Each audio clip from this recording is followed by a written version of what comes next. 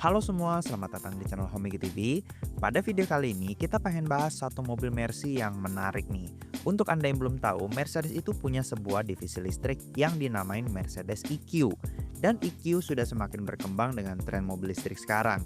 Kali ini Mercedes itu berani masukin line up EQ terbesar mereka ke Indonesia yang dinamain Mercedes-Benz EQS SUV 450 4MATIC AMG Line.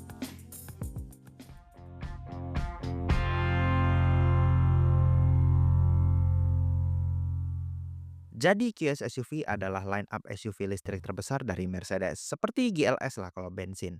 Tapi mobil ini nggak punya basic yang sama dengan GLS, seperti QS sedan juga yang sama sekali nggak ngambil basis dari S-Class. Mobil ini benar-benar pakai platform khusus untuk mobil listrik, dan keuntungan dari platform khusus listrik adalah kabin yang bakal lebih luas, center of gravity yang lebih baik, dan berefek juga ke pengendalian. Coba kita lihat mobilnya. Mercedes-Benz EQS SUV ini cuma dijual satu varian aja di Indonesia, EQS 450 4MATIC. Ya, Anda nggak akan expect mobil ini akan murah kan? Jadi setelah melewati proses perpajakan yang panjang, akhirnya didapat harga mobil ini seharga 3.690 juta rupiah. Itu sudah harga on the road Jakarta. Ya secara kelas dia setinggi GLS, dan karena dia listrik jadi nggak kaget lah harganya semahal itu. Nah, dengan harga sebegitu mahalnya, apa yang bakal didapat kalau Anda sudah menyanggupi beli mobil ini? Pertama dari desain overallnya, by design saja dia sudah mahal dan berkelas dengan grill ala EQ yang dibuat menyatu begini. Mirip sama EQS sedan, tapi dia dibuat lebih bongsor, berisi, dan tidak streamline kayak yang versi sedan. Seperti yang sudah saya bilang sebelumnya, bahwa mobil ini benar-benar dirancang dedicated untuk konstruksi mobil listrik. Jadi pas kita lihat dari desain overallnya itu sangat berbeda dibanding GLS yang jadi sepantaran dia kan. Sama juga kayak EQE dan EQS, juga seperti itu, basis sendiri. Mobil ini panjangnya 5,2 meter, lebarnya 2,1 meter. Velg dia juga gede, 275 45 R21. Tapi dia nggak kelihatan gede kan di mobil ini, karena emang bodi mobil ini tuh segitu gedenya. Terus walau tadi saya bilang mobil ini bongsor dan gede, koefisien of drag-nya cuma 0,26. Itu kecil loh, aerodinamis banget karena emang Mercedes itu punya prinsip kalau mobil listrik itu harus punya koefisien of drag yang rendah. Makanya juga bodi mobil ini dibuat bulat-bulat. Tapi bulatnya walau mahal, cuman masih kurang kelihatan lah aura mobil hampir 4 miliarnya. Itu buat body. Kalau yang lain dia punya lampu adaptive matrix yang bisa bikin dia matiin sebagian dot LED di lampu yang berpotensi nyilauin mobil di depan. Teknologi lama sih, cuman sampai sekarang masih keren. Grillnya tadi itu ada logo Mercedes kecil-kecil yang bisa dinyalain, keren deh. Terus lampu belakangnya ini tetap dengan ciri khas Mercedes EQ. Mirip sama EQE dan EQA, desain overall belakangnya juga mirip. Ngomong-ngomong mobil ini CBU dari Jerman ya, karena emang model EQ Mercedes itu kebanyakan masih pada impor semua.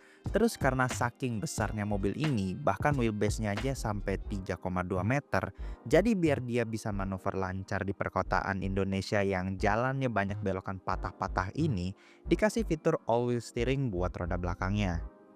Air suspension jelas ada, wajib malah di mobil 4M. Sekarang kita buka bagasinya ya. Ngomong-ngomong pintu dia nggak ada yang vacuum door. Terus lihat handle pintunya, bisa nyala pas buka kunci gini, satu sentuhan yang mewah. Oke, bagasi mobil ini terhitung luas lah, asal dilipat aja jok baris ketiganya. Didudukin juga agak sempit, nanti saya jelaskan. Dia nggak dapat ban serep, terus ada dua tombol tapi ini buat ngelipet jok tengah aja, nggak ada buat ngelipet jok belakang. Sebelum masuk ke dalam, mari kita lihat dulu dapur pacu mobil ini. Karena namanya 4MATIC berarti dia pakai dual motor listrik. Nah, dari dual motor listrik itu mengombinasikan tenaga mencapai 360 HP dan torsi 800 Nm. Besar ya. Tenaga tersebut disalurkan secara direct ke semua roda. Mercedes nggak nyampein detail berapa kWh motor listrik ini.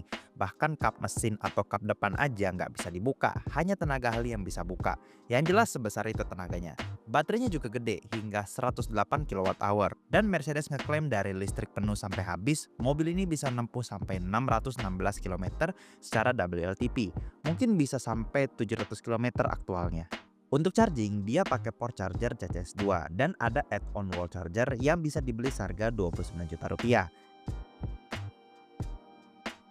Sekarang kita udah masuk ke dalam. Nah, yang langsung kelihatan di sini adalah layout dashboard yang dinamain MBUX Hyperscreen oleh Mercedes. Jadi, dia punya layar yang sampai ke sisi penumpang depan dengan sistem operasi Mercedes-Benz User Experience atau MBUX. Jadi, total sistem MBUX ini ada 3, 2 di depan dan 1 tablet di belakang. Yang bisa diatur di sini juga banyak, dari mantau dan ngatur kecepatan ngecas mobil sama konsumsi listriknya, pengaturan ADAS dari ngidupin sama matiin fiturnya satu-satu, setting parkir sendiri, massage seat, ambient light, mode off-road, ngatur ketinggian suspensi atau hermetiknya, Apple CarPlay dan Android Auto, bahkan ngatur AC jadi di head unit. Tapi untuk AC dia fix shortcut di bawah, nggak bakal ngaruh sama menu lain yang kita buka, dan dia quad zone ngomong-ngomong. Cuman yang buat mati nyalain AC atau ngatur AC tengah sama belakang baru harus buka menu di head unit, ada shortcutnya di bawah. Itu yang biasa. Kalau yang spesial, mobil ini punya Hey Mercedes yang mana bisa voice command. Emang masih bahasa Inggris, tapi dia jelas dengernya, nggak budek kayak beberapa brand Cina lain. Ada juga Mercedes Me yang bikin mobil kita terkoneksi sama HP. Ya, fiturnya banyak, dari ngidupin mobil, ngatur AC sebelum mobil dipakai, sampai nginput sidik jari. Karena mobil ini punya fingerprint scanner buat ngidupin mobil. Instrumen cluster mobil ini bagus banget. Mode tampilannya banyak, dari nampilin map secara full sampai mode off-road pun ada. Cuman ya tadi, karena terlalu landai jadi dilihatnya agak ganjel aja gitu. Terlebih dari itu, kualitas dari interior yang ditawarin mobil ini jelas-jelas berkualitas. Material empuk di mana-mana, jok perforated yang ada seat kinetic dan seat massage untuk fitur pijat dia. Pengaturan joknya pun lengkap, ada memory seat juga. Terus panoramic sunroof yang bisa dibuka pakai sensor sentuh, mewah banget. Setir model AMG Line Flat Bottom yang bisa diatur secara elektrik. Tapi entah saya kurang serak aja sama tombol kapasitif dia yang pengoperasiannya tuh jadi kurang enak. Plus nimbulin fingerprint magnet juga. Posisi nyetir dia sangat-sangat ergonomis. Tapi karena dashboard dia ini tinggi, jadi kayak tenggelam di dalam kabin. Apalagi dia punya blind spot yang cukup ganggu dari pilar A. Dia punya HUD yang besar, punya kamera 360 juga. Terus ada satu detail, dia punya ambient light. Tapi yang menarik, dimana kalau kita ngatur suhu AC, ambient light itu bisa berubah warna tergantung suhu yang kita atur. Misal suhu panas jadi warm, kalau dingin jadi biru. Ini keren sih. Masih banyak lagi fitur yang bisa dibanggain dari mobil ini, kayak hill descent control yang kepake pas turunan curam, regenerative braking yang bisa diatur level pengaruhnya lewat pedal shift, 5 mode berkendara, ionizer yang terintegrasi sama AC mobil plus parfum, auto headlight, sama ini baru pertama kali saya lihat dalam sebuah mobil. Jadi untuk ngatur spion, kita cuma perlu mata kita buat ngelihat aja. Nanti ada sensor yang detect mata kita. Ini unik sih, seolah-olah bisa baca pikiran kita gitu. Terakhir bisa kita lihat di area konsol tengah ini clean banget. Cuman ada satu panel tombol yang bisa kita pakai untuk start stop, ngatur mode berkendara, volume, pendingin jok dan lain-lain.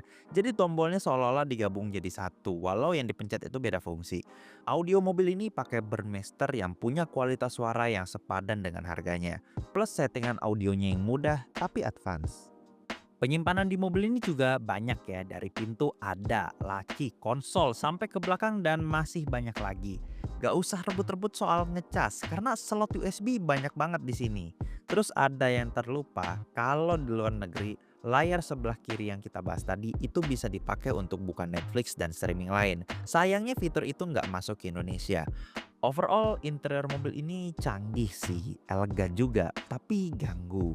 Jelas saja canggih dan elegan dia tadi bikin semua fitur jadi dimasukin ke head unit yang bikin dia nggak praktis. Tombol minim, sama kalau dilihat layout dashboard hyperscreen dia agak landai. Terus gimana rasa nyetirnya guys? Jadi disclaimer dulu, kalau impresi ini juga nggak murni dari saya sendiri ya. Karena keterbatasan waktu pengetesan, jadi saya juga membandingkan dengan pendapat reviewer lain juga. Nanti bakal diakumulasiin lah. Nah, sebelum nyetir, di sini buat tinggi rata-rata orang Indo, ini bakal nimbulin rasa tenggelam sih, karena dashboardnya lumayan tinggi. Pas sudah nyetir, impresi pertama kami kalau mobil ini nggak kayak mobil yang panjangnya 5 meter. Lincah banget. Berkat fitur volley steering yang bikin radius putar dia juga jadi lebih kecil dari yang harusnya mobil 5 meter ini mampu. Tapi pas dibawa ngebut pun stabil ini, nggak limbung. Rasa rodanya kayak nempel terus di aspal. Bantingannya juga khas Eropa. Agak keras tapi tergolong masih nyaman banget sebenarnya. Rasa S-Class-nya juga kental banget. Feel mobil mahal lah. Terus karena gede juga, dia jadi mobil listrik yang paling proper buat diisi 7 penumpang sekaligus. Walau ragu juga sih, apa ada orang yang punya mobil ini biasa bawa 7 orang. Tapi kalau ada, ini satu poin yang bagus. Peredaban kabinnya juga bagus, cuman dia punya view ke belakang yang jelek karena headrest di jok belakang nggak diturunin. Bukan masalah besar sih, turunin aja joknya. Nah, untuk safety dia yang basic itu jelas ada. Safety aktif atau ADAS juga lengkap dengan ngandelin radar di logo sama kamera di kaca depan. Setirnya agak aneh ya, dia enteng tapi direct, tapi feel-nya nggak ada. Adalah feel tapi dikit. Cuman kami suka lah sama handlingnya. Walau ada body roll tapi masih kehitung stabil buat mobil segede ini. Even pakai mode sport juga tetap ada body rollnya tapi lebih dikit. Bantingannya pun tetap empuk. Jelas saja mobil ini pakai air suspension. Ini bagus sih. Emang mobil ini dibuat comfort oriented juga kan. Jadi emang secara kualitas dia udah nggak usah ditanya lagi. Bagus banget. Ngomong-ngomong, mobil ini ada 5 mode berkendara. Eco, Comfort, Sport, dan Individual. Di Individual kita bisa ngatur mesin, suspensi, setir, dan ESP-nya atau Electronic Stability Program. Terus mode off-road yang fitur off-road dia pun banyak banget, dari hill descent control, kamera 360 plus kamera kolong, ada pengukur kemiringan sama kedalaman air kalau mobil ini masuk sungai, dan masih banyak lagi. Buat detailnya ada di deskripsi video di bawah. Terus pedalnya juga aneh. Ya aneh sih, cuman muncul lagi aja padahal khas Mercy lama ini. Dia tuh punya rem yang pakem sebenarnya, tapi dia itu kayak ada satu titik di mana remnya itu langsung pakem. Buat yang pernah bawa Mercy lama, feel-nya mirip banget. Itu juga ada pengaruh dari regenerative braking dia atau recuperation kalau di Mercedes. Dia cukup sensitif, berasa mobil tuh ketahan banget kalau gasnya dilepas. Jadi bagus sensitivitasnya dikecilin aja atau dimatiin sekalian. Anda bisa atur recuperation ini di pedal shift. Sayang juga dia nggak ada one pedal mode kayak kebanyakan BMW, padahal itu fitur enak loh. Buat kemudahan juga, HUD dia itu gede banget. Enak aja gitu liatnya, bikin kita lebih jarang lihat speedometer. Jadi overall kualitas dan kenyamanan mobil dia emang pantas buat harga 3 miliar. Nah, sekarang kita ngomongin data. Gimana mobil ini by data? Pertama, konsumsi listrik dia ini cuman berpatokan dari pemakaian sehari-hari aja ya. Dia bisa mencapai 4,2 sampai 4,5 km per kWh. Buat mobil listrik itu boros. Artinya kalau kita ngisi di SPKLU seharga Rp4.000 per kWh, berarti analoginya 1 km sama dengan Rp1.000 kira-kira. Masih jauh lebih irit sih dibanding mobil bensin. Terus mesinnya gimana? Kalau di atas kertas, Mercy ngeklaim kalau mobil ini bisa lari dari 0 sampai 100 km per jam dalam 6,2 detik. Yang mana bagus banget itu. Mobil ini 5 meter guys. Angka kayak gitu cepet banget hitungannya. Ada satu sih yang bikin dia jadi lebih kenceng sekaligus efisien karena Mercy itu ngebanggain desain aerodinamis mobil ini kayak yang saya bilang tadi, sampai 0,26. Jadi kalau kita matiin recuperationnya, dia itu kayak bakal lama banget coastingnya kalau kita lepas gas. Itu hebat banget. Jadi mobil ini spektakuler. Anda bayangin aja punya mobil kelas mewah, tapi Anda nggak perlu perawatan yang semahal itu. Bahkan pajaknya aja lebih murah daripada motor. Tapi mobil ini bisa kasih kita sebuah kualitas flagshipnya Mercedes dan secara fungsi dia udah sangat lengkap. Jadi apakah mobil ini cocok untuk Anda? Jadi kalau Anda butuh mobil listrik yang besar, nyaman, baterainya gede, bisa dibawa keluar kota, kenceng dan tinggi, plus bisa bawa 7 orang, ini mobil yang tepat. Tinggal apa ada duitnya aja. Jadi begitulah kesimpulan kami terhadap Mercedes EQS SUV 450 4MATIC AMG Line. Panjang banget namanya.